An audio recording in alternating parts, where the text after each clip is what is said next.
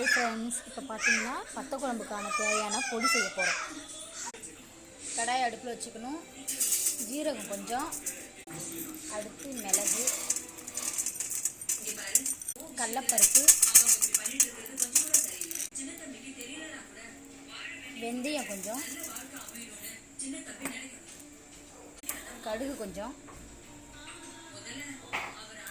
அடுத்து துவரம் பருப்பு, அடுத்து வரமிளகாய் ஒரு 5. இப்போ நல்லா இந்த வாசனை வர வரைக்கும் நல்லா வறுத்துக்கணும். சிம்மிலே வச்சுக்கணும். மிக்ஸி ஜாரில் போட்டு கொஞ்சம் அரைச்சிக்கலாம்.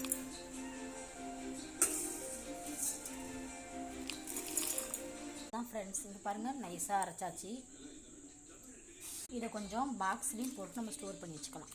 தேவைப்படுறப்ப நம்ம யூஸ் பண்ணிக்கலாம். இந்த ஒரு இது மட்டும் மிக்ஸ் பண்ணிக்கலாம். மல்லியை சேர்க்க மாட்டோம், அதனால் தனியாக நம்ம வறுத்து மிக்ஸியில் அரைச்சி அதை மிக்ஸ் பண்ணிக்கலாம். இப்போ நம்ம வத்த குழம்புக்கு எண்ணெய் ஊற்றியாச்சு. கொஞ்சம் வெந்தயம், இது மிளகு, கொஞ்சம் ஜீரகம், கடுகு, இது நல்லா வதக்கிக்கணும்.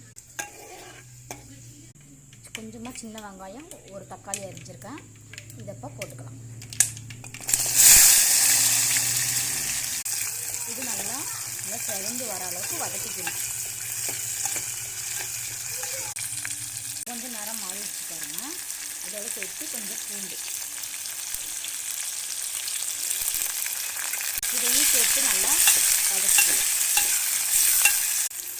அதோட கொஞ்சம் கல் உப்பு, அதான் கொஞ்சம் சீக்கிரம் வதங்க. இப்போ புளி நல்லா கரைச்சிக்கணும். கொஞ்சம் மஞ்சத்தூள், கொஞ்சம் தனி மிளகாய் தூள், பத்தலைன்னா கொஞ்சம் போட்டுக்கலாம்.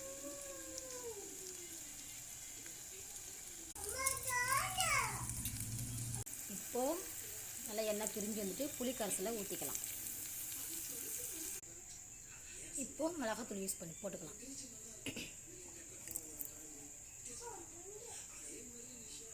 கொஞ்சம் பெருங்காயம் போட்டுக்கலாம். இப்போ கொதிச்சிட்ருக்கு. அதில் இப்போ நம்ம அரைச்சி தூளை மிக்ஸ் பண்ண பொடியை நம்ம சேர்த்துக்கலாம். இப்போ அதோட கொஞ்சமாக சர்க்கரை சேர்த்தா இன்னும் கொஞ்சம் நல்லாயிருக்கும். நாட்டு சர்க்கரை சேர்த்துருக்கேன். ஃப்ரெண்ட்ஸ், உங்கள் வீட்டையும் ட்ரை பண்ணி பாருங்கள். Okay bye. சர்ப்ரைஸ் பண்ணுங்கள், லைக் கொடுங்க, கமெண்ட் பண்ணுங்கள். Okay bye.